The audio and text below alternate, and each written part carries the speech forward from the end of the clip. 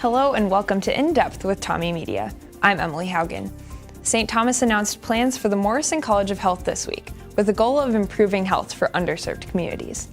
To achieve that, the college will combine a new school of nursing with existing programs like social work and psychology.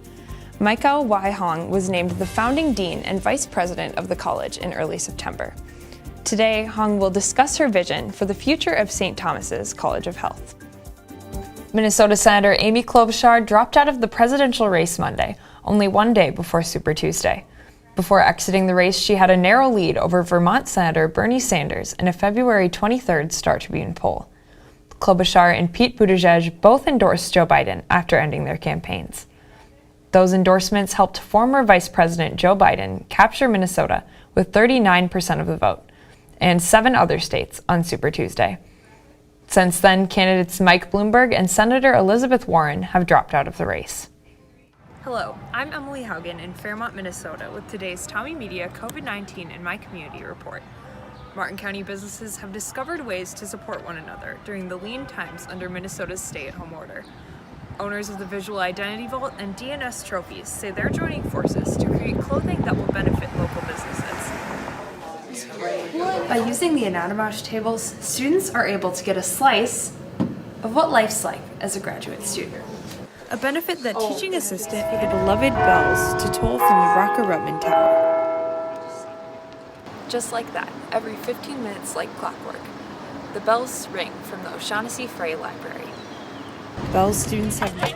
As snow melted on the first sunny Friday of March, St. Thomas students, faculty, and staff walked out of class with a call for change. That climate change is happening, it's human caused, it's serious, and it requires bold action. Change that they say needs to happen now.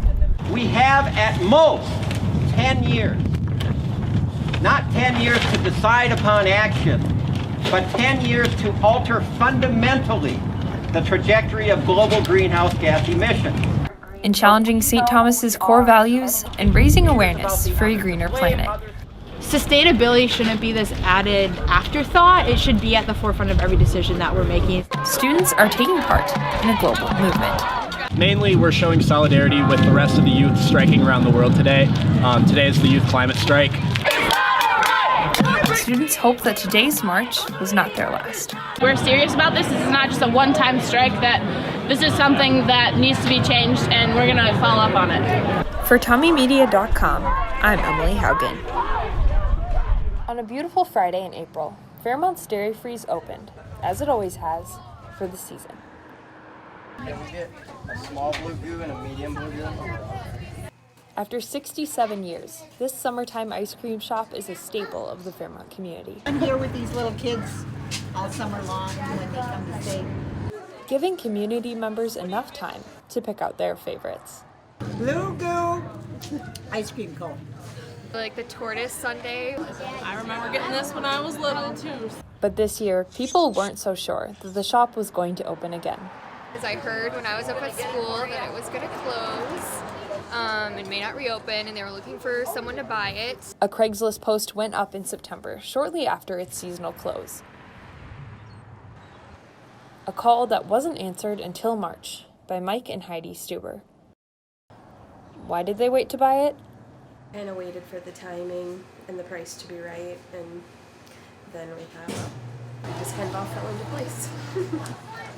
This spring, it's open tasted even sweeter than usual with the same old recipe and brand new owners. We were in the process of buying it. We'd be out and about in the community, and people were talking about it that it wasn't going to open, and we were kind of already in the process of buying it, so that was kind of fun. The new owners have a hunger to serve the community and a willingness to keep the treasured restaurant alive. It's kind of one of those things that's always been here.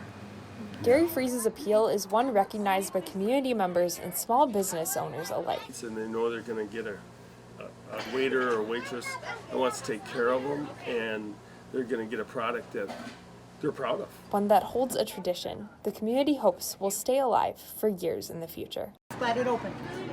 I hope it keeps opening for years to come. Me too. In St. Paul, Emily Haugen for Kojo 451. Hello and welcome to In Depth with Tommy Media. I'm Emily Haugen. Election Day 2020 is less than a month away, and the question of how and when to vote has come to the forefront. Amid the COVID-19 pandemic, leaders across the country are encouraging Americans to vote early or by mail. During his time in office, Minnesota Secretary of State Steve Simon's work has focused on expanding and verifying the right to vote, including sending a vote from home letter to registered voters. Today, Secretary Simon will join us over Zoom, and we will discuss Simon's vote from home initiatives and the 2020 election.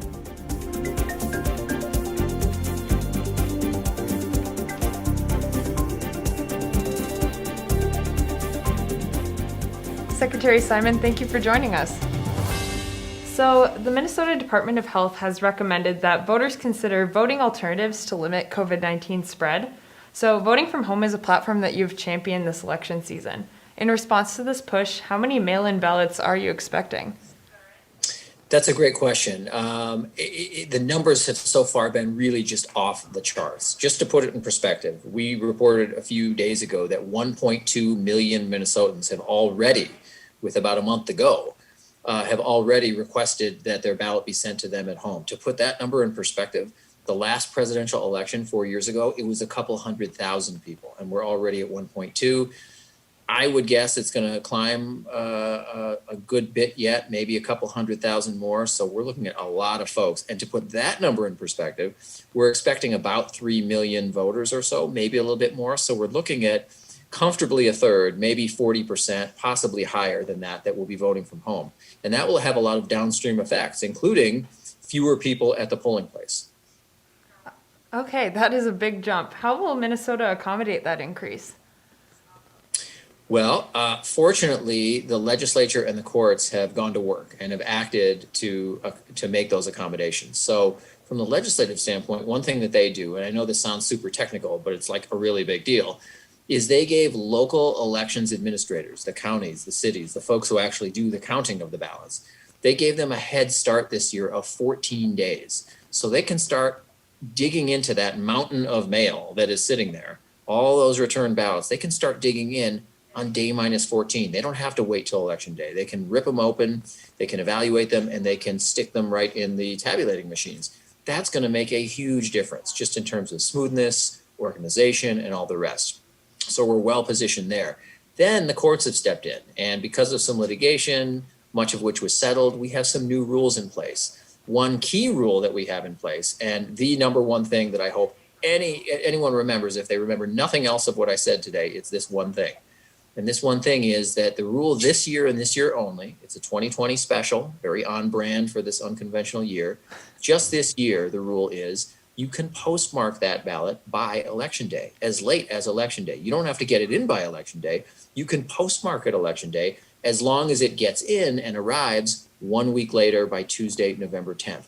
One way to look at that is every single Minnesotan now has an automatic 7-day period built in to get that thing from point A to point B. So that's one way to accommodate those huge numbers. That's really nice. So